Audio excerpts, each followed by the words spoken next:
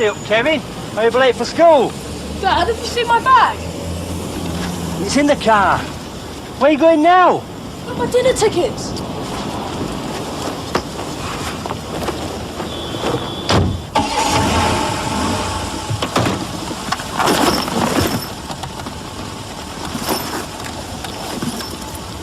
Jesus.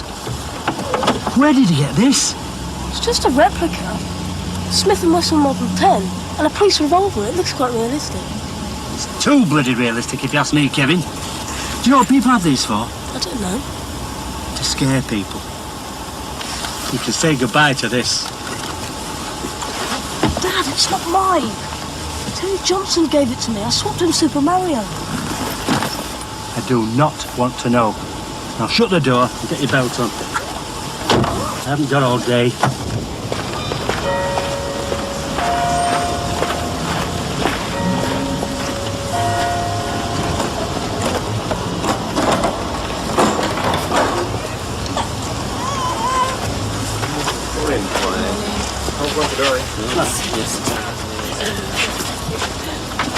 All right.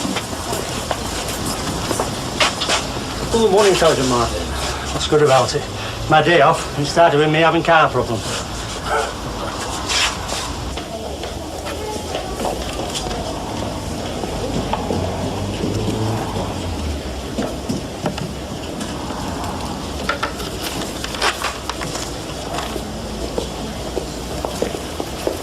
All right.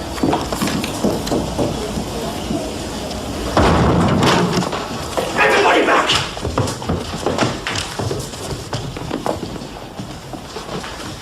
Now! Everything you got.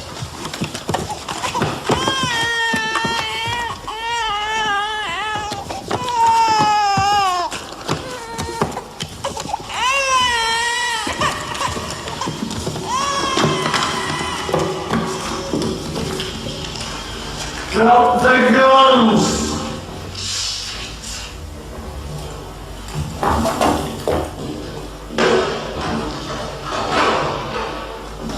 Your pigs!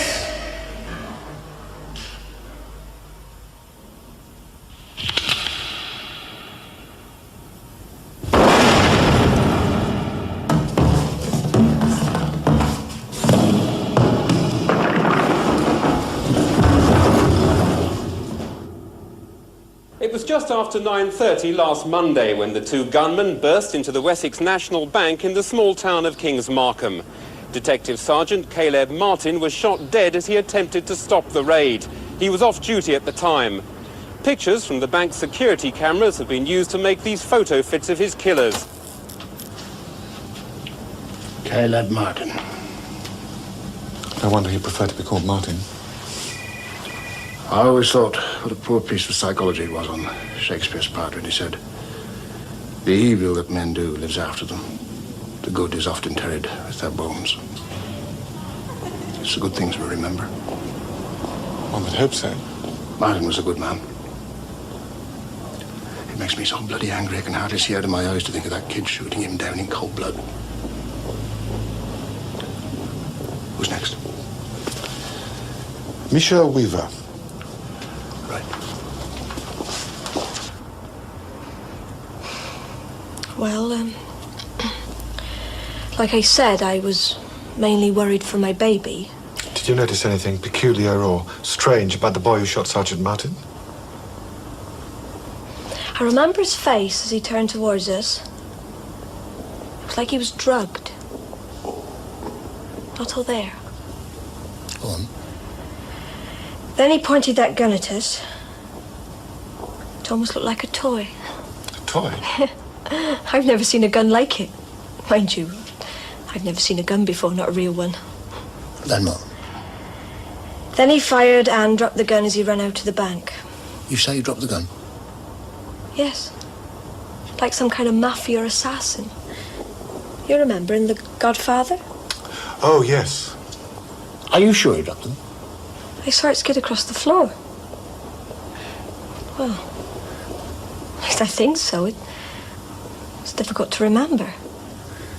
Could it have been Detective Sergeant Martin's gun that you saw? Pardon? Well, Detective Sergeant Martin dropped the gun he was holding. You see, we only found one gun at the scene of the crime. And on the video, the boy shoots, and then he runs out, but he doesn't drop the gun. I saw the boy throw it down. You saw it skid across the floor. Sergeant Martin's gun skidded across the floor. Were there two guns skidding across the floor? I don't know. I only saw one. The boy had it in his hand, but he didn't drop it. Did you actually see the gun leave the boy's hand? I'm not sure. Well, put it like this. I wouldn't go into court and swear I saw it.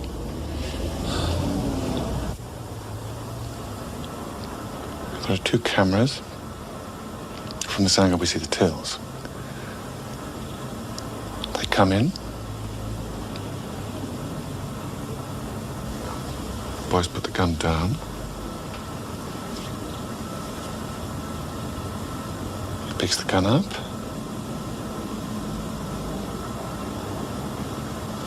Fires it, and he definitely doesn't drop it.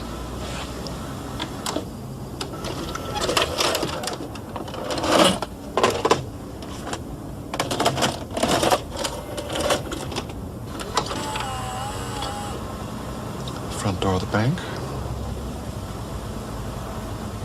The first man goes out. The boy goes out, and he certainly hasn't dropped the gun.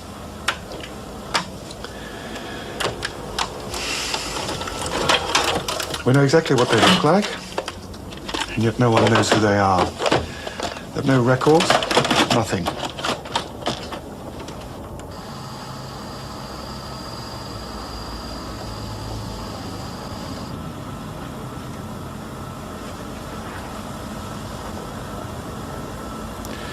Still, I'm sure we'll find them. They'll slip up. I know they will. Oh, yeah. Yeah, we'll track them down. Just a matter of time.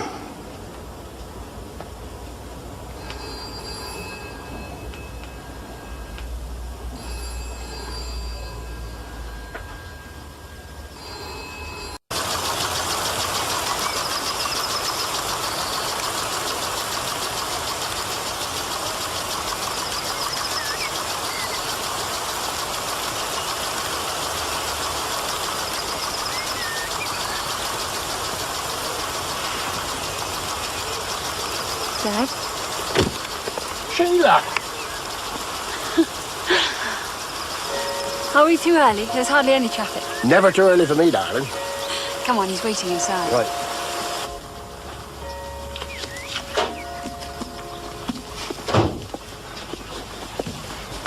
Dad, this is Gus. Gus, Dad. Mr. Wexford. Gus, pleased to meet you. Sheila tells me you've been shortlisted for the Booker Prize. Well, I scribble a little. Would I have read anything that you've written? I doubt it. Dad loves reading. So I see. Yes, I think if I had been a detective, I think I might have been a novelist. Well, I'm sure as a detective you've had to be far more creative than I'll ever be. Well, I'm sure we've all got our own stories to tell. Perhaps you'd like to hear some of mine one day. Me? Write a detective story? No, I leave that sort of thing to the craftsman. I'm an artist. Good evening. Evening. This way, please.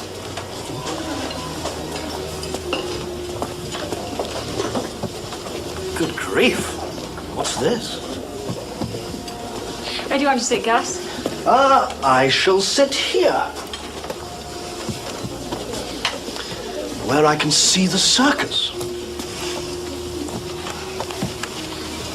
Thank you. Thank you.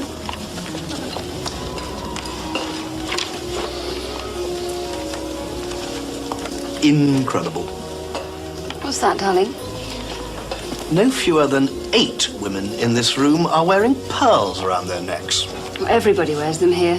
So it seems. Rachel bought me these for our 20th wedding anniversary. Interesting. Pliny the Elder tells us that these chitinous formations are the most sovereign commodity in the whole world.